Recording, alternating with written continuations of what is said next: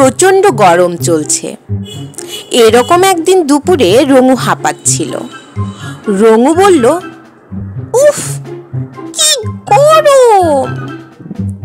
নেহান হেসে বলল, তাহলে I for ice cream.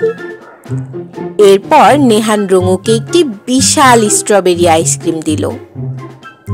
Rongu ice cream পেয়ে খুশিতে বলল, ইয়ে, এটা তো ঠান্ডা আর মজাদার। এবার নেহান আর রঙু গেল এক অ্যাকুয়ারিয়ামে। নেহান বলল, জে ফর জেলিফিশ, দেখো কত সুন্দর। রঙু বিস্ময়ে তাকিয়ে বলল, ওরা তো জাদুর মতো আলো ছড়ায়। বিকেলে নেহান আর রঙু মাঠে গেল। সেখানে গিয়ে নেহান বলল, কে ফর কাইট, আজ আমরা ঘুড়ি উড়াবো।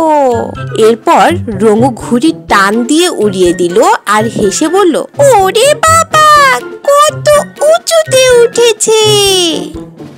এরপর নেহান রঙুকে নিয়ে গেল চিড়িয়াখানায়। সেখানে গিয়ে নেহান একটি সিংহকে দেখিয়ে বলল, এল ফর লায়ন, দেখো ও কি গর্জন করে।